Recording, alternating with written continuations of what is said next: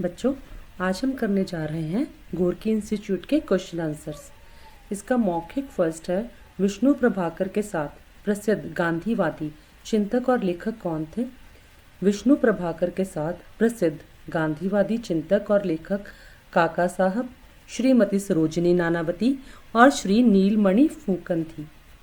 मकान के चारों ओर लकड़ी की दीवार कैसी थी?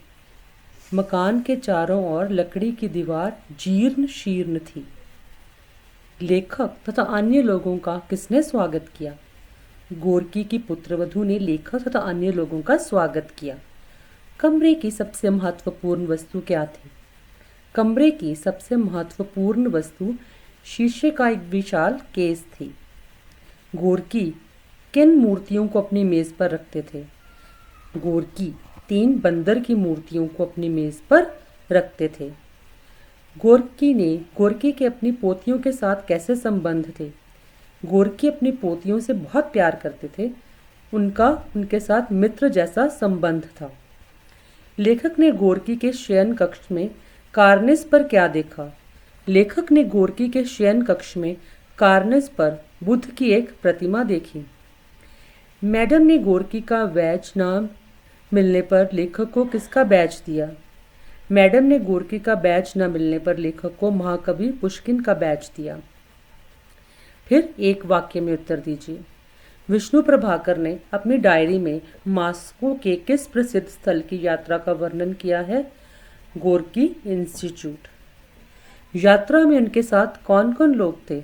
यात्रा में उनके साथ प्रसिद्ध गांधीवादी चिंतक और लेखक काका कालेलकर तथा श्रीमती सरोजिनी नानावती, असमिया भाषा के प्रसिद्ध साहित्यकार नीलमणि फूकन थे।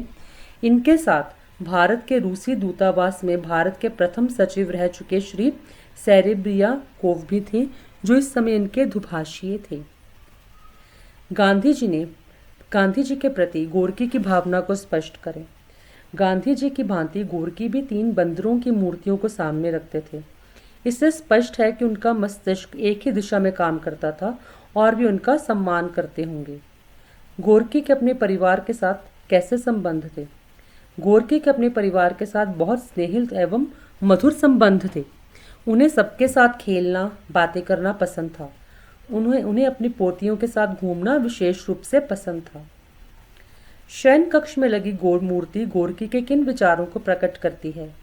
शयन कक्ष में लगी बुद्ध की मूर्ति से स्पष्ट होता है कि गोरकी बुद्ध को आदर की दृष्टि से देखते थे और उनसे प्यार भी करते थे।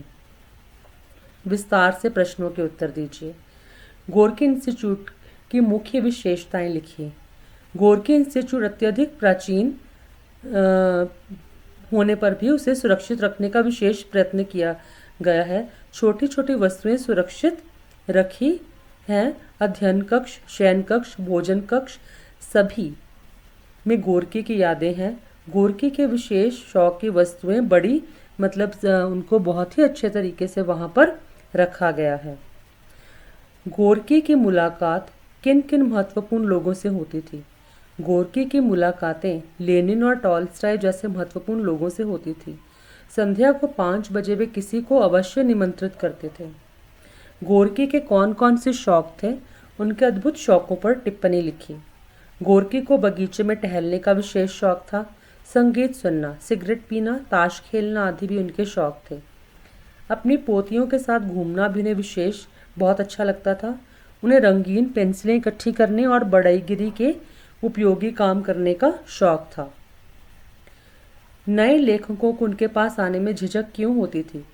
नए लेखकों को गोरकी के पास आने में झिझक होती थी क्योंकि वे सोचते थे कितने बड़े लेखक हैं न जाने कैसा बर्ताव करें। गोरकी किन्हें अपने हाथ से पत्र लिखा करते थे और क्यों? गोरकी किशोरों को बहुत प्यार करते थे, इसलिए उन्हें अपने हाथ से पत्र लिखा करते थे। इंस्टीट्यूट से चलते समय लेखक का मन गोरकी के प्रति कैसे भावों से भर उठा?